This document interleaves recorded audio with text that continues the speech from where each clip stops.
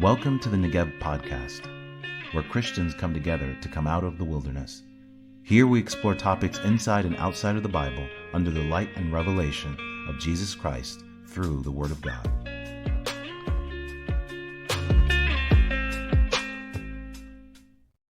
Well, Teeples, thank you for joining me. And on this discussion based on, I think originally you had questions from a previous Bible study on how we were interpreting the book of Job in that Bible study. And so I wanted to kind of piggyback off of that and dive into a few topics or justifications and answers for how to interpret the Bible from what I believe is a first century perspective, or how they would have done it in the first century at the time when the New Testament writers were writing the Gospels and the epistles were being put down on paper. And so I think it's important. I think we're starting to rediscover that. I think also it's something you'll see in the academia, or the Naked Bible podcast makes that clear, that the academics understand this, but I don't think most Christians really are aware of this. And so this is an attempt to walk through some of that based on your questions. And before we get started, is there anything you wanted to add or talk about in the meantime? No, I think you kind of brought up everything that we're going to be going through. Okay. So the first thing I wanted to talk about was I have a list of topics here. Basically, it's prophecy, Jewish hermeneutic. So we'll jump into that, but I do eventually want to touch a little bit on Israel news, some of the things we've been talking about in the past couple of days. There's the Carl Teitrib video, which again you and I talked about yesterday a little bit, but we didn't record it, so we'll just bring up some points from that. And then anything else, we'll just open it up until we get done speaking, or we're tired of talking, and we'll just end it. So just so you know, there's not any time limit on this. Let's just talk and see where everything leads. But okay, the original question that you had was regarding, we were doing the Bible study on Job chapter number 25, or 29, trying to turn there now. And just to give kind of a summary of what had happened, several people were giving their impressions of the chapter.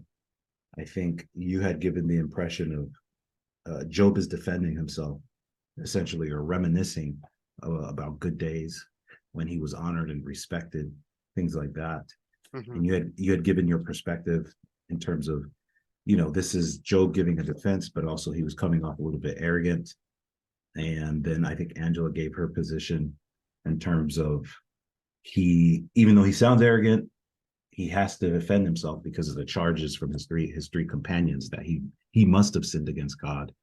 Mm-hmm. And then Isaiah and myself had taken much more of a approach in reading the text that was looking at this as perhaps this is much more in line with the Messiah speaking through Job, or the Spirit speaking through Job about the Messiah, recollecting when he would attain that type of glory or honor. Does that just about summarize it, what had happened that Tuesday night when we were studying this? Yes. Okay. And so then you had asked a great question. In that study, we had kind of gotten into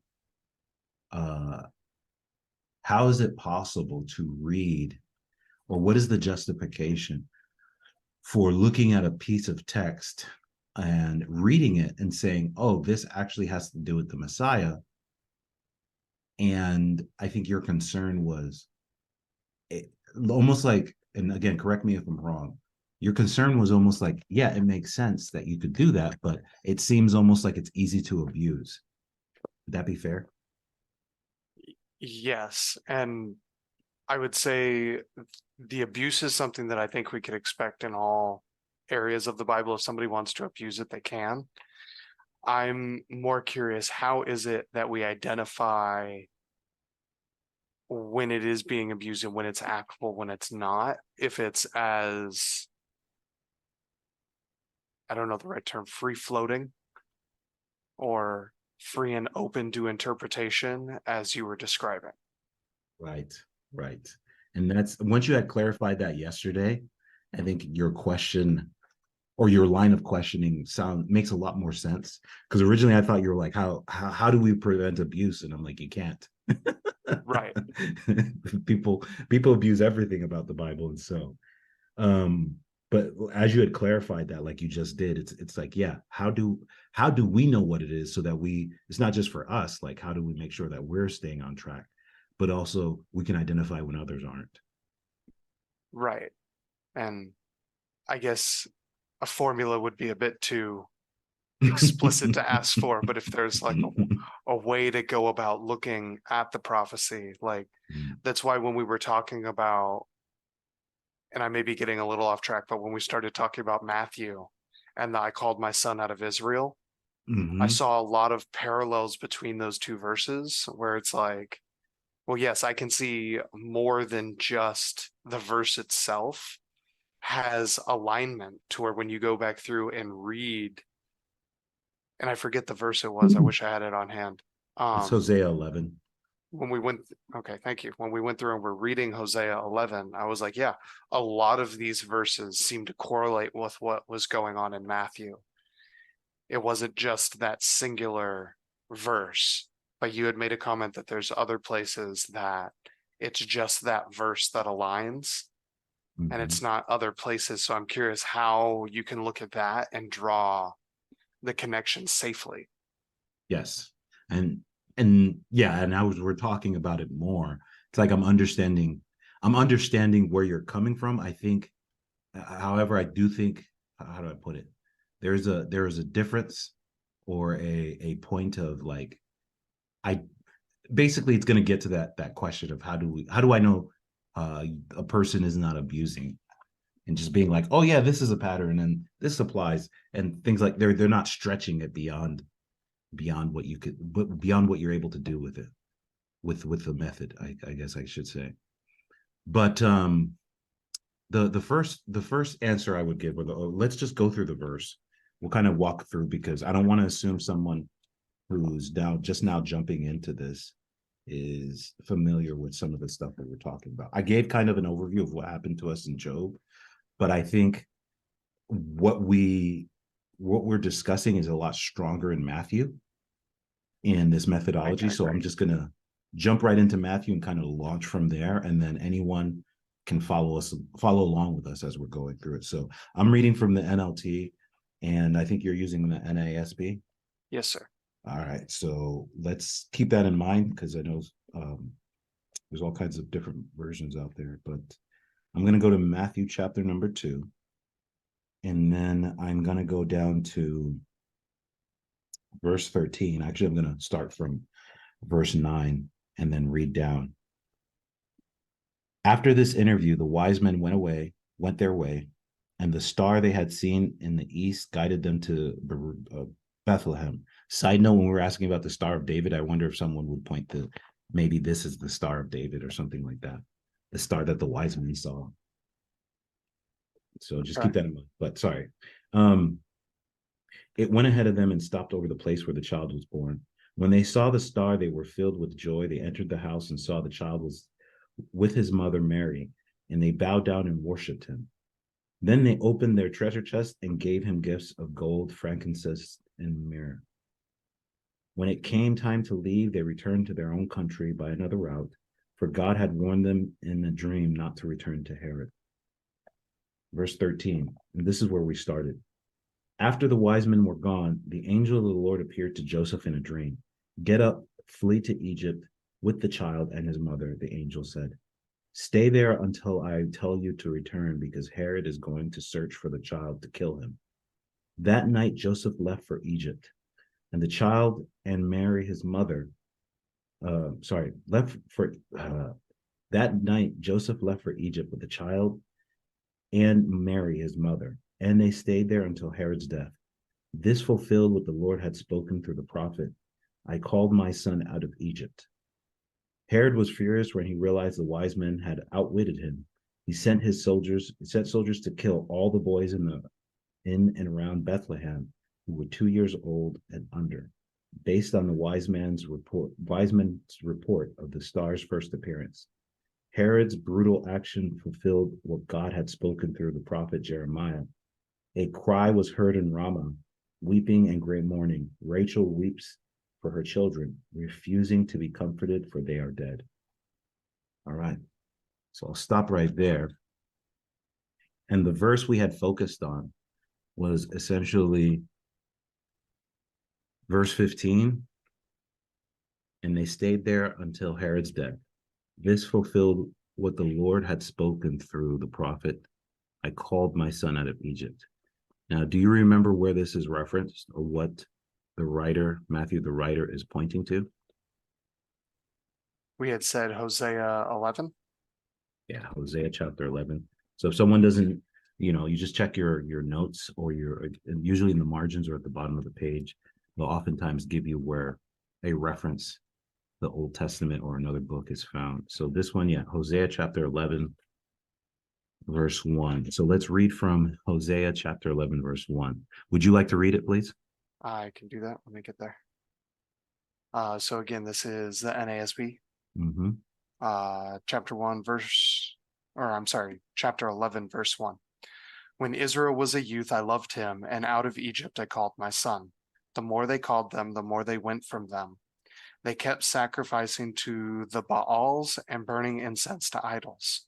Yet it is I who taught Ephraim to walk. I took them in my arms, but they did not know that I healed them.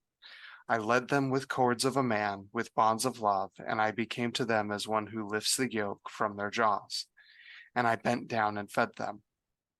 They will not return to the land of Egypt, but Assyria, he will be their king because they refuse to return to me. The sword will whirl against their cities and will demolish their gate bars and consume them because of their counsels. So my people are bent on turning from me, though they call them to the one on high. None at all exalts him. How can I give you up, O Ephraim? How can I surrender you? O Israel, how can I make you like Admah? How can I treat you like Zeboim? My heart is turned over within me. All my compassions are kindled. I will not execute my fierce anger. I will not destroy Ephraim again, for I am God and not man, the Holy One in your midst, and I will not come in wrath. Okay. Thank you. And so the verse that we were focusing on specifically, all of that I wanted you to read just because, there's the question of what is all this, or I'm doing something in my notes. So the prophet, or not the prophet, the writer of Matthew takes from Hosea 1, right? Out of Egypt I called my son. Right. And we were discussing like, well, how is he doing that? Like when I read these passages in Hosea, right? What is the general sense of what's going on in this text? What would you say is going on if someone's reading this without reference to Matthew? So he initially talks about calling Israel out of Egypt, and then kind of the general idea that even though he called them out of Egypt, they still continued to sacrifice to idols and worship idols. It talks about his anger against them, but then it talks about how he will ultimately not, he won't demolish them, he won't destroy them. Mm-hmm. By the end of it, he was basically saying, I will not execute my fierce anger. I will not destroy Ephraim again. So it seems like he's really mad that they never turned to him, but he's not going to destroy them. Yeah, I think I would get the same impression by reading those texts. It starts off with a condemnation or acknowledgement that God is the one who took them out of Egypt, out of the house of slavery, essentially, saved them. And what does he get for all his efforts? A bunch of people who basically turn against him, essentially. And like you're saying, even though this upsets God and frustrates him, he still is willing to remain faithful to them and not completely wipe them out. Mm-hmm. And so the controversy or the confusion, or I wouldn't say confusion or controversy, I would say the questioning comes around. So in reading this verse, do you think that the writer is pointing to the future or the past? Or Hosea specifically? Yes. If I was just reading this again, no reference to Matthew, do you think they're pointing to the future or the past? Um, I think he's talking about the past. Same here. I mean, there is a sense in the future where he's like, "Hey, I'm not going to destroy you," so we could argue that's future tense or maybe present tense, but it's not like he's looking at their past actions and being like, "Hey, what's going on? Like, I saved you guys and you guys turned against me in the wilderness." Because we know Hosea obviously comes after Exodus. And so this is God speaking through the prophet Hosea, talking about something that's happened in the past. I think Yeah. that's pretty fair to establish. And so the question becomes, nowhere is this indicated that this is like a future prophecy. I guess most people would argue, especially skeptics. Right. Skeptics would look at this and be like, wait, there's no indication that this is a future prophecy. Like if we look at Isaiah 53 or Daniel, where he talks about the anointed one is coming, there's an indication or some reference that, hey, this is supposed to happen in the future, right? Hmm. That doesn't seem like the case here. And so what's happening is that I think a confusion or concern can often arise because it's like, how then is Matthew taking something, a piece of text that seems to be written about something that happened in the past, at least God's addressing it from the past, and yet Matthew's applying it to Jesus, and he's saying it fulfills prophecy. I didn't even know this was a prophecy. I thought this was a condemnation. You see what I mean? Like that's how I think the skeptic or just someone, trying to understand this. I don't want to say skeptic, but just someone trying to be critical and understand this is going to bring up. Would you agree? Yeah. And so this is where we get into what, at least this is my defense. So I'll start by saying this is me answering your question from Tuesday, essentially. And how what is the author doing in extracting something from the Old Testament, applying it to Jesus, and it basically looks like he's cherry picking. That's the simplest way to put it.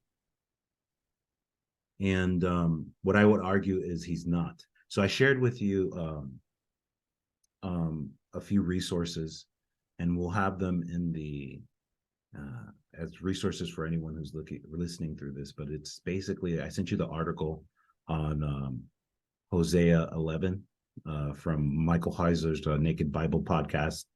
And the article, let me share my screen.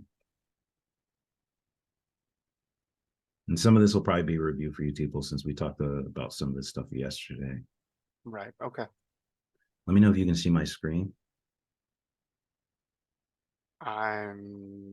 Now I see the Naked Bible stuff. Yep.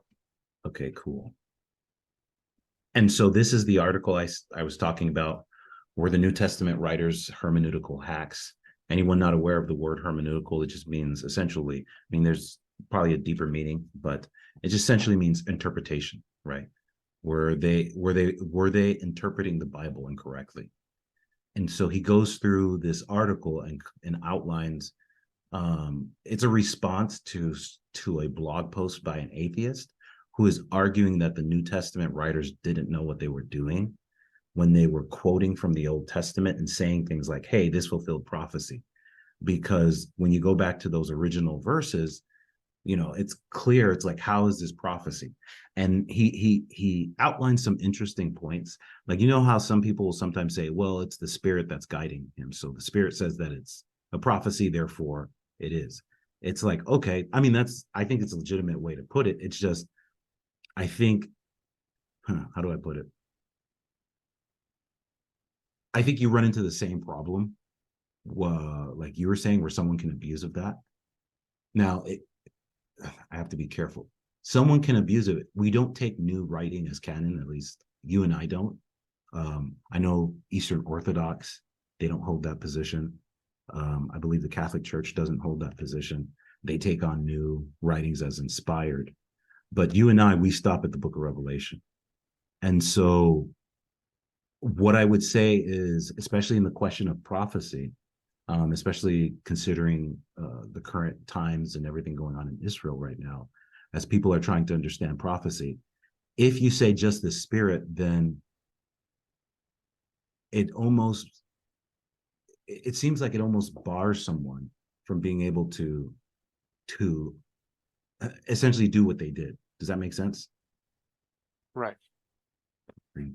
At least I hope I'm making myself clear, because I don't think you have to. I don't think that's what they were doing. I think the Spirit explicitly spoke to them in some instances, like it says in the Book of Acts, like when it said the Spirit said, "Set apart Paul and Barnabas for me," or I think it's First or Second Timothy. In the last days, the Spirit says that in the last days, expressly states in the last days, and then it goes on about what the Spirit says. So this is a bigger question around, or this can lead to a bigger question around what is inspiration, or how does God inspire men to write, which I don't want to get into now, but I think that'd probably be a good podcast or discussion in the future. Let's just stick with this. He brings that up as a topic. He says, or as a point, he doesn't believe that that's a valid point to make, because essentially you don't have to go there and appeal to the Spirit, because what he appeals to ultimately is historical readings of the Old Testament by Jews in the first century. And to summarize the article, so I don't go way off track, essentially what's going on is that the writer of Matthew is taking Matthew chapter number 2, and what he's doing is he's saying, hey, this happened to Jesus, or excuse me, this happened to Jesus, but I see this pattern, and it also happened to here in the Old Testament, or to the people of God. So specifically in this example with Hosea, right?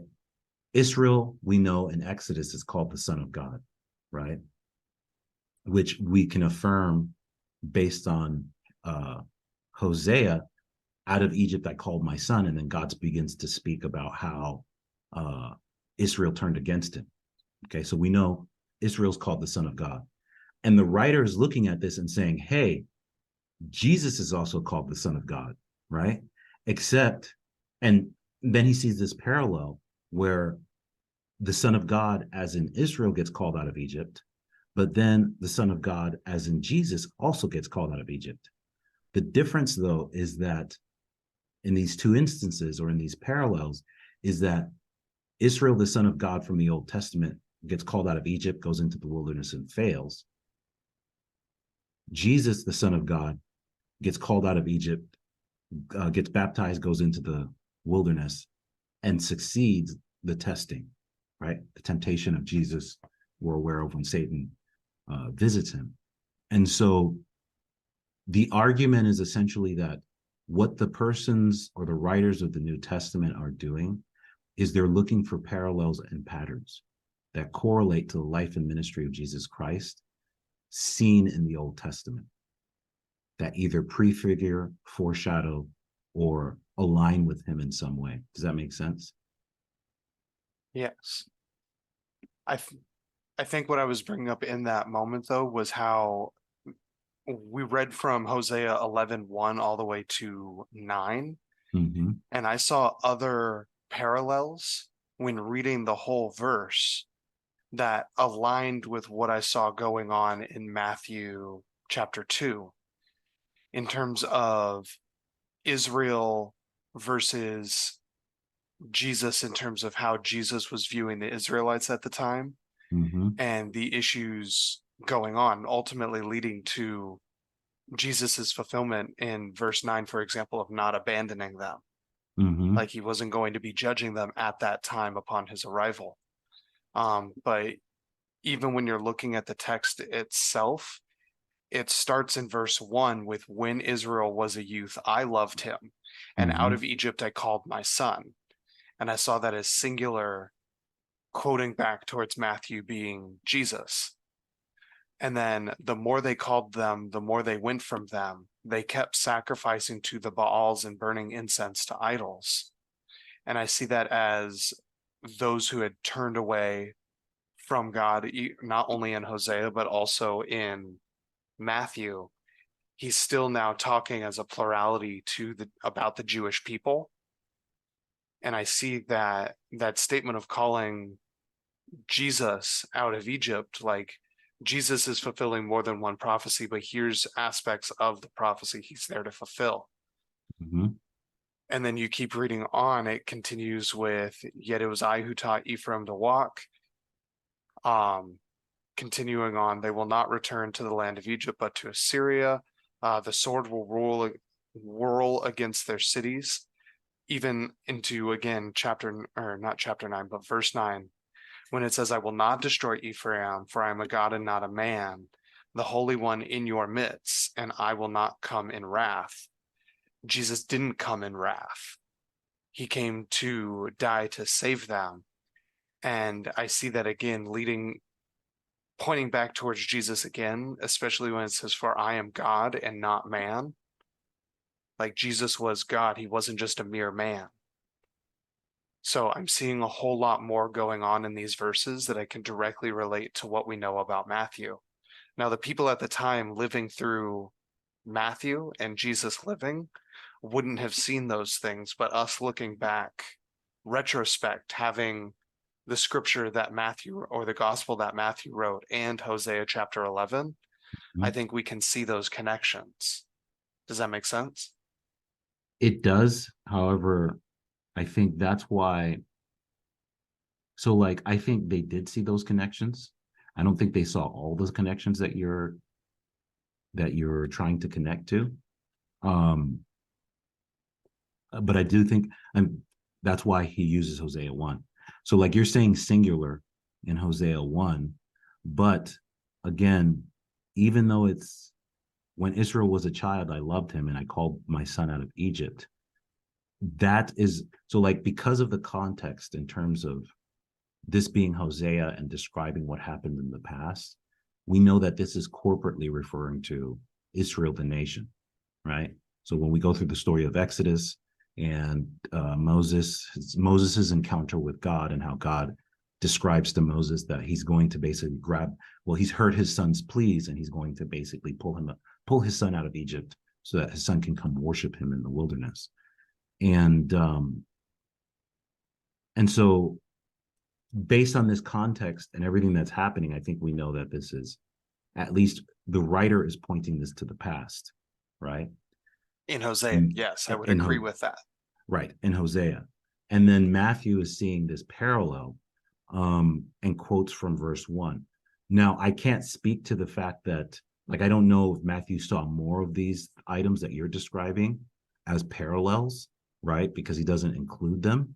Right. I would be safe or comfortable saying that he at least saw verse 1 and he saw the other verses that he quotes from the Old Testament, even Jeremiah, right? Like when I had read through Matthew 2, he sees these as parallel in Jesus's life, right? And I think, as I'm listening to you, perhaps some of those things could apply. I'm not, how do I put it? I'm not completely sure, only because one of the things that I think becomes very important in using this hermeneutic is that the purpose of it is to make the contrast is to highlight not to make the contrast, but to highlight the life of Jesus. Like, essentially, how Jesus, how can I put it? Can I clarify just one thing? Yes, please. I'm trying to So think through my thoughts. Sorry, go ahead. Matthew does only reference Hosea 11:1, but I think the other scripture that I mentioned in Hosea only confirms Matthew's use of 11:1. Which other Because scripture? I'm sorry? Which other scripture? Basically 2 to 9 in Hosea, how you can draw connections between that and what's going on in Matthew and with Jesus specifically. I think that's a confirming parallel that you can pull, not so much that those are prophecy specifically, because we do see that Matthew specifically pulled Hosea 11:1. He didn't pull the other verses. Right. And I agree with you there. But when you read through it in the context in Hosea, I think because you have these other things that have those allusions to Jesus in Matthew, you can go, yes, it makes sense. He was using Hosea 11:1. And so that's where I think I would, at least playing devil's advocate, because let me not use that term. Pushing back a little bit would be because I could see how you could do it on one hand, but on the other hand, it's like,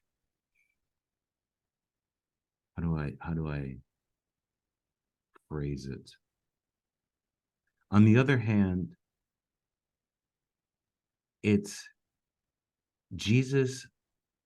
So, like when he's dealing with the Pharisees, I'm not completely, or the people of Israel at that time, I'm not completely sure that they were doing things like sacrificing images of Baal or burning incense to idols, right? Now, we do know that they were disobeying God, right? Like Jesus, God was literally in front of them, talking to them about the law, but they were more concerned with their preserving their nation.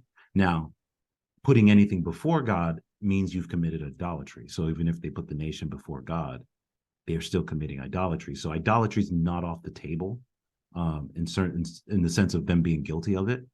Um, but I'm not sure it's specific in the sense of like images of Baal. Does that make sense? Or at least do you see where I'm going with it? And, Yes. And that's and where, oh, sorry. I'm sorry, that's where I'll admit I don't know if this is accurate or not, what I'm bringing up. It's just what makes sense in my head. Hmm. Um, it seems to me like it could even be referring to the Israelites. And again, I would need to know the context for it, but were the Israelites like the tax collectors and the people that were sinners Mm-hmm. doing things like this? Because Yeah. they were directly in sin. Whereas, I mean, even the Pharisees and the others were, for all intents and purposes, doing like what you said, how they were idolizing their nation over seeing Jesus for who he was. But I know he talks about going to the sinners and going to these people. And when you get to uh, verse 9, where he's like, but I'm not going to be wrathful against them.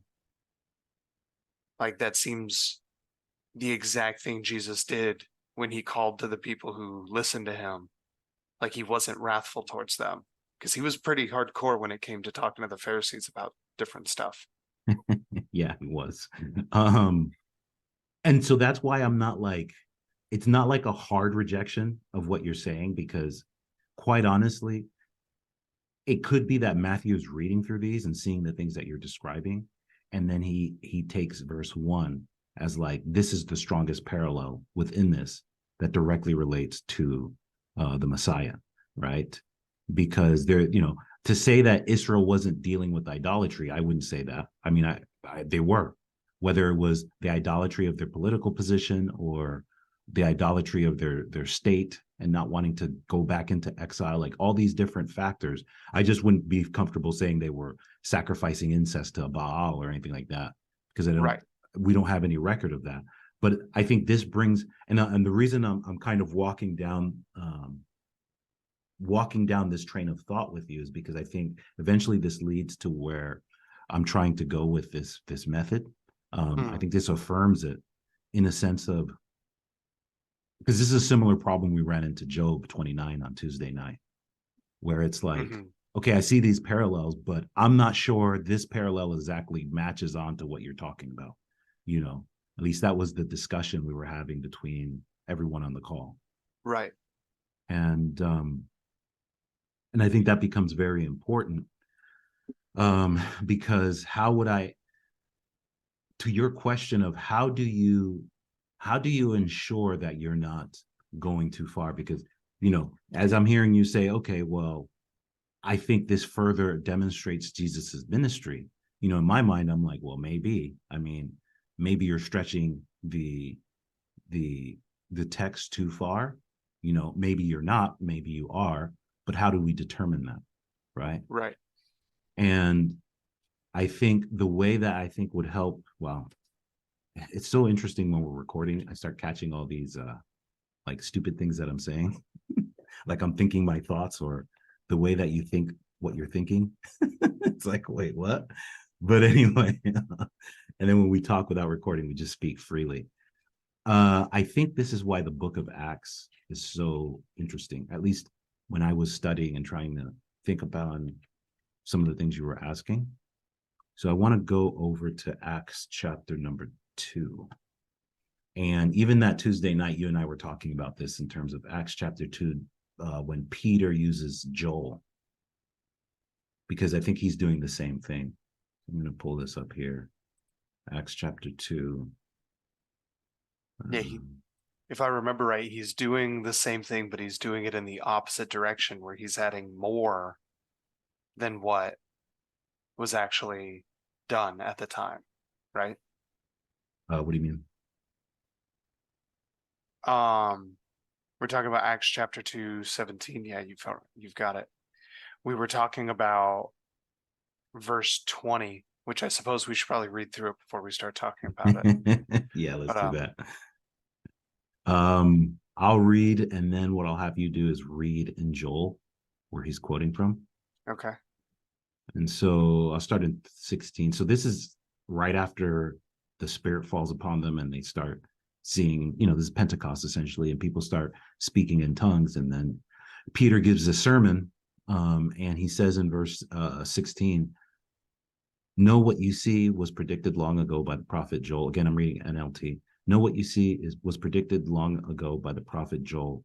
In the last days, God says, I will pour out my spirit upon all people. Your sons and daughters will prophesy. Your young men will see visions, and your old men will dream dreams. In those days, I will pour out my spirit even on my servants, men and women alike, and they will prophesy. And I will cause wonders in the heavens above and signs in the earth below, blood and fire and clouds of smoke. The sun will become dark, and the moon will turn to blood red before the great and glorious day of the Lord arrives. But everyone who calls upon the name of the Lord will be saved. And so if we could go to Joel, what is this? I think it's Joel chapter 2 or 3. It's 2:28 through 32. Let's go ahead and switch there. You said chapter 2? Yeah, Joel chapter 2, verses 28 through 32. You want me to go ahead and read it? Yeah, let me scroll down to it. All right, please go. It will come about after this that I will pour out my spirit on all mankind, and your sons and daughters will prophesy. Your old men will dream dreams. Your young men will see visions. Even on the male and female servants, I will pour out my spirit in those days.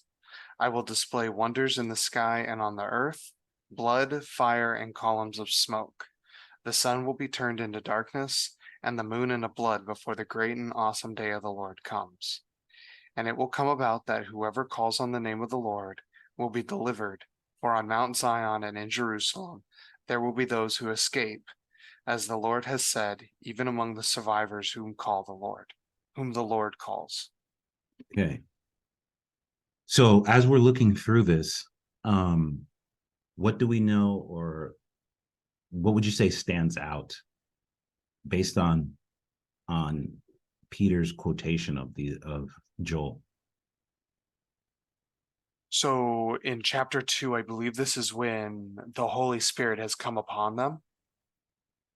Like they have experienced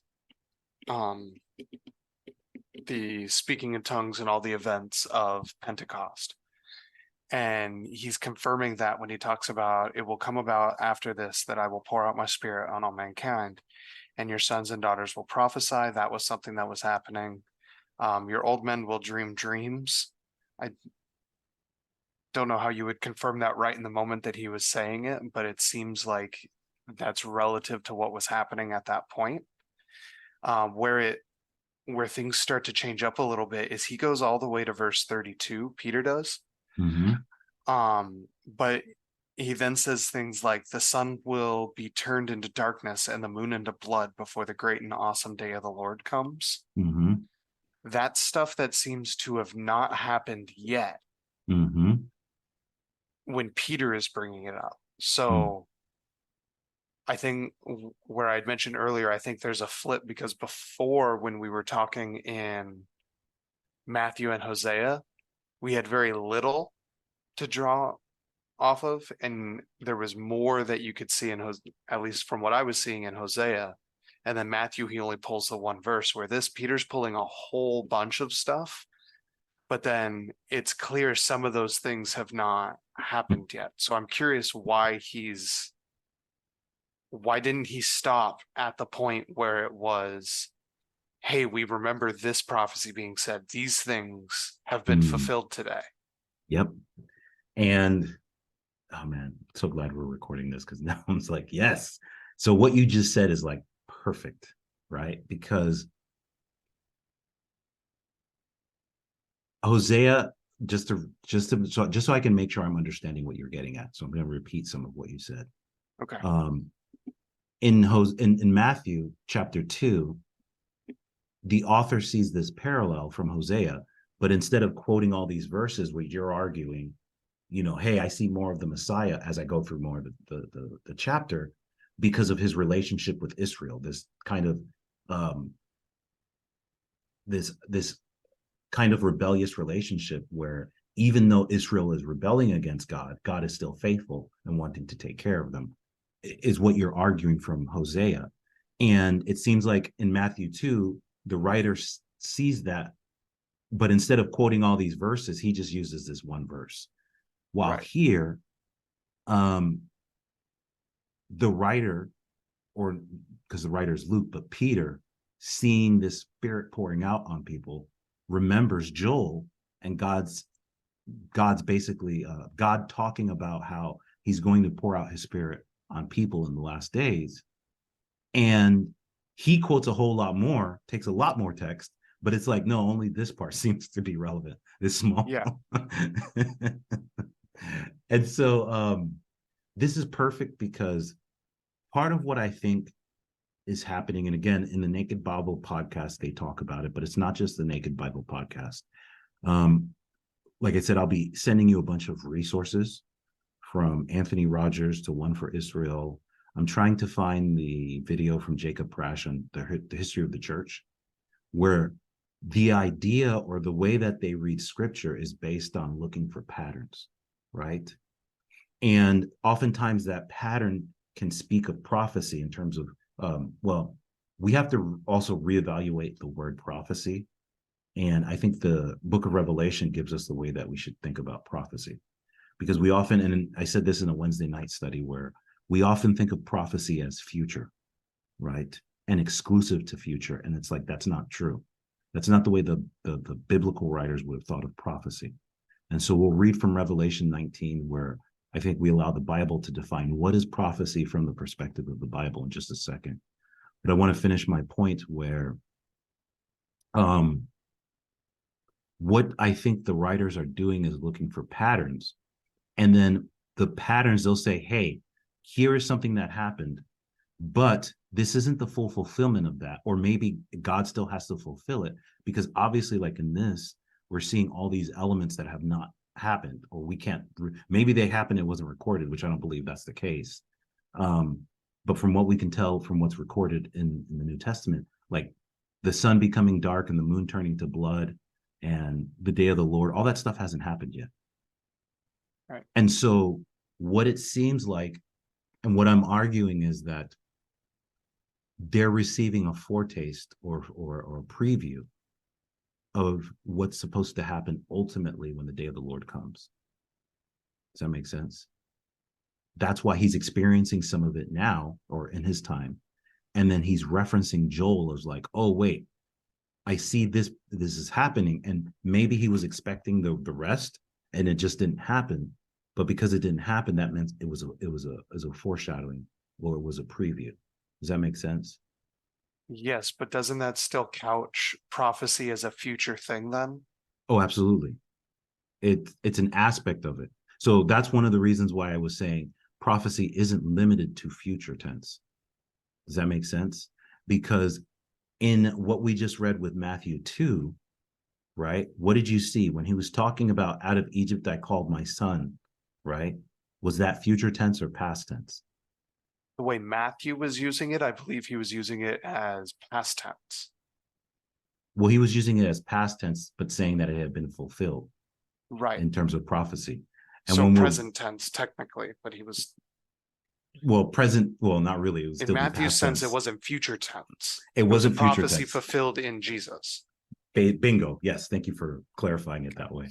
Um, and what I'm trying to say is that in Hosea, when Hosea is writing it, there's no indication that it's a prophecy in the first place. You see what I Right, mean? There's not like, hey, in the future, this is going to happen, right? Because he's looking at the past. right.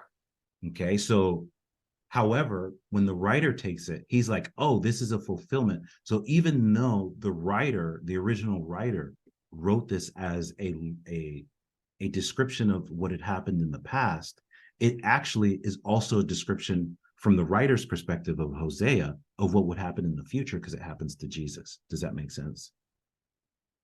So almost like we can learn about the future by looking at the past. Does that make sense?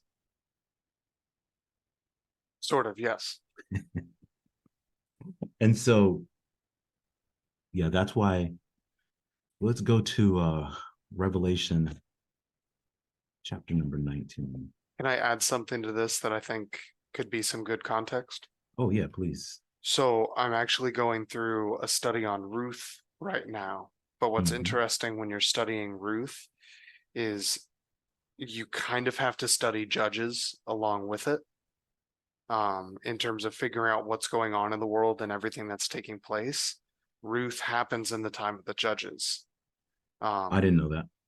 in other context, I'll give credit to David Pawson in this regard because David Pawson, in his lesson, he broke down some of the history of the book, and Mm. Judges used to be connected with Ruth, like they were one book in the Jewish Bible. And with Judges, which is what we've been looking at to get a historical context for Ruth, Mhm. there's these cycles that take place where there are some things that happen in parallel, just geographically different, but the cycle continues to be the same where you see Israel turn to God, God blesses them, they get to either go back to Israel or they're delivered from the persecution and the problem that they're under. They fall Mhm. back into sin. God punishes them for it. And then the cycle repeats and he like brings a judge along to help with that process. But you're able to see from the first incidence of something happening to the last incidence in that cycle, the similarities and how if you were someone in the time of the judges at the end of the judges time frame, you could look back at the beginning judges and go, hey, we're falling into this same cycle. And it would be almost prophetic for them in that sense. Does that make sense? That yes, that's beautiful because that's exactly, not exactly, but it's very close to what I'm trying to describe in terms of prophecy, right? Because that cycle, if you recognize the pattern in terms of the cycle, right, it becomes prophetic because you can look at the past and say, hey, I see a pattern of 1, 2, 3, 4, 5, right? The next cycle is going to be 1, 2, 3, 4, 5, 6, 7, 8, but it's still going to have 1, 2, 3, 4, 5. You see what I Right. mean? And so Mm-hmm. at least I can account or look for that 1, 2, 3, 4, 5. And then the third cycle is going to be 1, 2, 3, 4, 5, 6, 7, 8, 9, 10, 11, 12. You see what I mean? But it still has one, Mm-hmm. two, three, four, five. You see it? And it has 8, 9, 10, 11. You know what I mean? Or Mm-hmm. 6, 7, 8, 9. And so the point is that the cycles are there to teach you about what's coming by things that have happened in the past. Back to what happened with Matthew, the writer, as he's looking at Right. Jesus's life and saying, wait a second, Jesus is also called the Son of God. And now I see this parallel where we know the nation of Israel, who was also called the Son of God, was called out of Egypt, right? And Jesus was called out of Egypt, right? Here's this parallel, and he quotes from Hosea to draw your attention to that. And so you'll see that a lot more through Exodus, or excuse me, through Matthew. And the reason for that, so even if this sounds strange to people, that's why I wanted to post the Naked Bible podcast episode, because he goes through the scholarship that essentially describes a lot of this. And the episode is called Reading Matthew. Let me make sure I have it, since I do have another question while you're doing this searching. So we've discussed previously, not on this video, but at other points in time, about Exodus and Mhm. Israel and things they went through being parallels to, I want to say, Jesus. Correct me if I'm wrong. We had previous conversation about how Exodus is an allusion to Jesus, Yes, like the we've talked steps, about the that in the past. processes. So would that be something that scholars are looking at if they're looking at the thing I brought up in Judges and looking at prophecy the way you're describing? Would that then make Exodus prophecy for Jesus? Yes, yes, that is a good point that you're bringing up.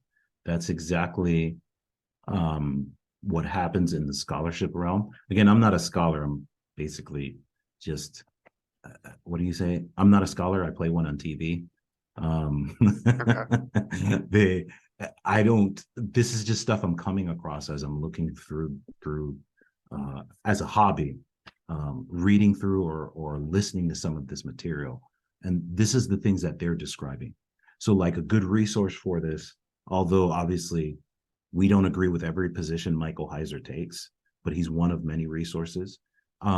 One of the things that he does really well is he takes these scholarly academic discussions and kind of filters them down or distills them down to be able to be digestible by average people like you and myself. And I see. so that episode deals explicitly with that, where in the scholarship they talk about how when Matthew is writing the Gospel of Matthew, he is explicitly drawing off of themes and imagery from Exodus on purpose, because the whole idea is to remind the Jews who's the target audience of his gospel that that you're still in exile. Again, I'm drawing this from the podcast, so don't think I'm thinking this stuff up.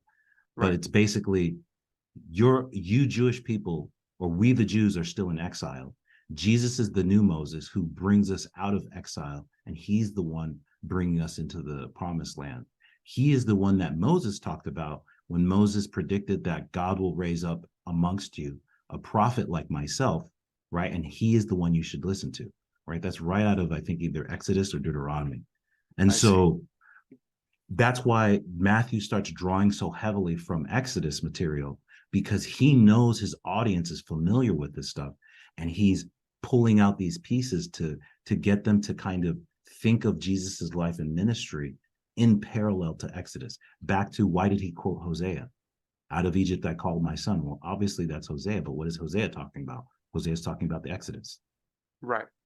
And then, like I had said, Hosea describes the failure of the son in terms of Israel, the nation, but the success of the son in terms of Jesus, the Messiah. And so there's this contrast that as you're reading through his ministry, as you're reading through his life, you start seeing where, hey, we as the Jews, we failed God, but God is faithful because of the Messiah, who through whom the Messiah is able to complete what God is planning. But So my continuing question, you made a comment that this is a discussion that happens in scholarly circles. yes. I know we tend to talk about different things that could branch into that realm, Mhm. but are you saying that because this isn't something that is discussed by everyday, like what you would hear on a Sunday? Typically, yes. That's one of the things that's brought out in the podcast. And one of the motivations in that episode is, this isn't something this isn't the perspective or the understanding that most pastors take when they're giving a sermon, or most teachers who are teaching through Matthew are providing when they're talking about it. Does that make sense? Yes. So is this something that should be getting discussed in your opinion? Like, is that where you're going with this? Oh, yes, absolutely. So for me, one of the things that has helped me understand the Bible more, especially with stuff like that, like um, you can get, as you see, I'm searching through as we're typing, because I'm trying to find this episode. I need to find the description because it says everything in the description. Mm, Um, okay. so there's all kinds of meaning. remember your original question was how do we prevent someone from taking the Bible and reading verses and applying it or describing it in a way that seems like it's stretching the verse or stretching a parallel or something like that. Does that make sense?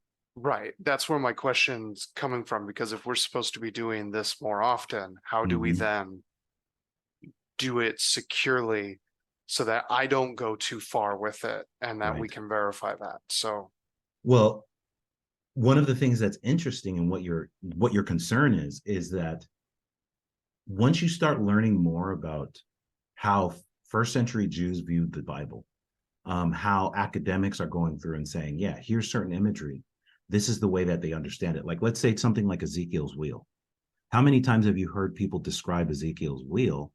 And it's like these crazy kind of, not, I don't want to say crazy because that's not fair, but it's really, really explanations that are kind of really out there, especially when you get into like um, people describing it like a flying ship or a spaceship or mhm, something like that. Not that pastors typically draw off of that, but I've seen Christians providing visual depictions of the wheel of Ezekiel. And one of the things that scholars will say is, well, we have all the imagery and iconography of that time period. We know that Ezekiel was in Babylon and that Jews would have been familiar with this kind of imagery from the Babylonian region and also from Israel. So he said they basically go and they look up this imagery and they're like, oh, that's what he's looking at, or that's what he's trying to describe. You see what I mean? And it makes much more sense. You're able to draw that connection, but it helps to show that us being detached thousands of years from the culture and mindset of Ezekiel's time period, we have a completely different impression of what he's describing visually.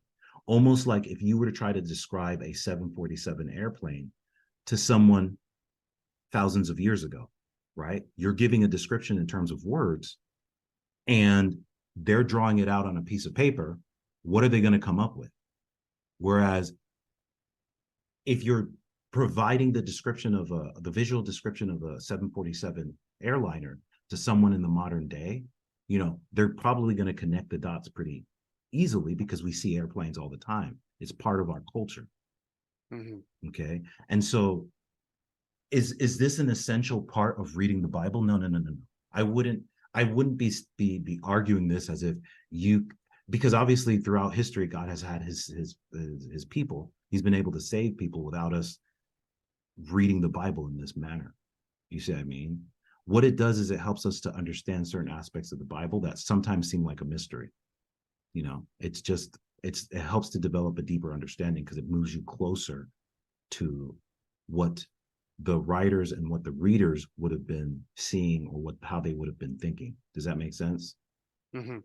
And pastors usually or teachers will usually advocate for this when they say to us, I've listened to many sermons or presentations where it's like, oh, the Bible's not written to us, it's written to people 2,000 years ago, or just in acknowledging that, you're recognizing that, hey, they're keying on to things and they're thinking things differently than us. So that's important to Mhm. know. And so ultimately it's a question of, well, how were they doing it? you know and does it help us recapture a lot of the, not the motivations, but a lot of the logic in terms of, I'm saying this and I'm laying this out this way because here's where I'm taking it. Like if you're writing a story, right? Back to, I found the name of the podcast. It's up on the screen. Exodus in the Gospel of Matthew, right? So the motivation of the writer and the logic in terms of how he's trying to unfold this narrative, this story, is to draw the Jewish reader, who's in his intended audience, to understanding the life of Jesus in parallel to the Exodus account. You see what I mean? And Mhm. in a Okay. sense, saying, hey, you saw Exodus in the past, right? We've read it, we're all familiar with it as Jews in the first century. But here's the interesting thing: Exodus of the past is actually pointing to Jesus's life and ministry in the present day, in first century Israel. You see what I mean? And so now we can understand how the past is helping us understand the future, that cycle that you were talking about. Does that make Okay. sense? Yes, I see where you're going with this. So that's why I'm putting this up there. And again, we'll post all these notes and stuff like this, but listening to it. And again, it's not like part of my hesitation at times when we're talking is, you and I will come across stuff and saying things like you and I have talked for years on all kinds of crazy things. And Hmm. so I often imagine someone dropping into the middle of our conversation and hearing us say something and being like, wow, that sounds completely crazy. Right. Like, what are these guys thinking? And the thing becomes, what's nice about this, many of these resources is that no, we're not the only Christians believing this. As a matter of fact, this is a dialogue that's happening in the academic world because they're going back to the original sources. If someone's a PhD student, they're not just reading the gospels, they're going back and they're reading the history, they're reading the culture of the time, they're reading first century commentaries, they're reading all this stuff. That's the whole reason why the PhD takes like it's a 10-year process. They're going through this and then they're writing their thesis and saying, this is what I found when I dug through all this stuff, and for average guys like you and myself, normal Christians, we're not doing that. We got wife and kids and a job, and you know, but having the conclusions or the ideas that flow out of their work is very, very important to helping to understand and unlock the Bible a lot more. Hmm. So in the resources, we're just kind of pointing back to their work, which then people can follow themselves. Yeah, and it's always reassuring to me when you find other people talking about the thing that you're speculating, because then it's not something completely AWOL and out there. Mm-hmm. It's like I remember when we were first coming to our faith and I was bringing you some of the craziest ideas and you're just like, what? No, where is that at in scripture? And I'm like picking from the Bible and then I'm picking from this other stuff. And you're like, you can't fuse those together. That doesn't make sense. Right. And So, that's one of the key things here is that, and so wait, let me take a step back too. I am not saying, just so it's clear, that everything that academics write is like either the same authority as the Bible or even correct, because academics gets things wrong all the time, oh, I right? completely agree. It, I use it more as like a stone of like, okay, this isn't a random thought that I've had that nobody else is thinking. Right. It's other people have considered this and now I can listen to what they're saying about it. And now I can, again, you brought up like, I have a wife, you've got kids, like, we don't exactly have the hours to just sit down and do this research ourselves now all the time. So having someone who's already kind of thought down the same process as us, it's helpful in that regard. Oh, That's all I yeah. was kind of I'm bringing up. sorry. Yeah, no. And yeah, so that's why we're doing this recording or podcast kind of thing, is so that we capture it for ourselves, but then also a year from now, you're sitting there discipling someone and they ask you this question about Hosea 2. You don't have Right. to go and try to re-explain all of this from scratch. You can just say, well, hey, I kind of recorded with a friend on this very topic. We have lives, and not that these people who do this don't, but that's their main occupation, right? While they leave and then they go write books and stuff like that. But while they're studying, that's their main focus. So they're pouring into that. And it's just like, is there any wisdom or knowledge that can be gleaned or gotten from what they've written? And sure, sometimes yes, sometimes no, sometimes maybe. And like I was saying, when you're going to disciple someone, because this is a question I've received before, maybe like twice in my walk as a Christian, where someone's asked me about Hosea. Most Christians actually don't go and read this. They don't go back to the original quotations often. And so, but the few times that I have received it, people have, and one time there've been the the first time I didn't really know how to answer it. I was like, huh, that's kind of odd.